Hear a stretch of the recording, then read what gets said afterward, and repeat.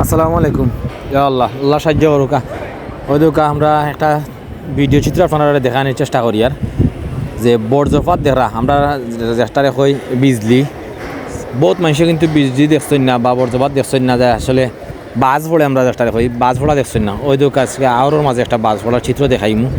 যারা দেখরা সেগুন জায়গাতেই দেখরা আমরা কমেন্ট করে জানাইবা। আর বিশেষ করে প্রত্যেকের কাছে অনুরোধ করিমু যে আপনারা যারা পয়লা দেখরা প্রত্যেকে এটা শেয়ার করবা আর কমেন্ট করে জানাইবা আল্লাহ তাআলার যে এই যে একটা দুর্যোগের যে বিষয় বৃষ্টি বর্জ্যসহ বৃষ্টি যে একটা হয় দাগ, এটাগুলো আসলে মানুষের বেশ দুর্ভোগ দুর্দশায় মানুষের তৈরি হয়ে যায়। তো অনেকে আসলে চিনেন না জানেন না, প্রত্যেকের আছে আমার আজকে চেষ্টা করি আর যে আজকে একটা হাওর অঞ্চলের থাকি আপনারা যে কীরকম বাজ পড়ে ওই জিনিসটা মূলত দেখানির লাগিয়া একটু লগে তা হোক আর দেখুক আছেন।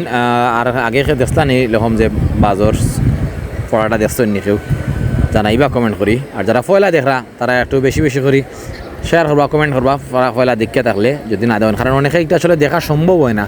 মানে যে সময় আসলে আমরা শুনি যে বাজঘড়িয়া অমুক মারা গেছেন, অমুক মরছেন বিভিন্ন জায়গায় বিভিন্ন দেখি আমরা চিত্রের মাঝে, কিন্তু আসলে বাজ মূলত আসলে দেখা সম্ভব হয় না। তো সকলের কাছে অনুরোধ থাকবো যারা দেখরা বেশি করে একটু শেয়ার করবা কমেন্ট করবা। আর পয়লা যারা দেখছেন অবশ্যই বেশি বেশি করে আরও কমেন্ট করি লগে থাকবা। আপনারা দেখানোর চেষ্টা করি আর কি যারা বর্জ্যপাত দেখছেন না, এই বর্জ্যপাতটা যারা দেখরা এবার প্রথম বা আমরা ভিডিও চিত্রের মাঝে পয়লা দেখরা আপনারা প্রত্যেকে একটা কমেন্ট করবা। আর আপনার একটা শেয়ারের মাঝে কারণে কিন্তু অন্য একজনে দেখার সুযোগ পেয়ে নিব, সুযোগ হইব অন্য একজনে। কারণ এগুলা দেখতে হইলে ফেসবুকের যে বিষয়টা আছে আপনি যত বেশি শেয়ার করবা কমেন্ট করবা তখন এই বিষয়টা সাজেস্টও নিয়ে যায় ফেসবুক, তখন আরও জনে দেখার সুযোগ হয়। তো এই হিসাবে আপনারা যদি সকলে কমেন্ট করেন অন্যরা দেখার সুযোগ হইব।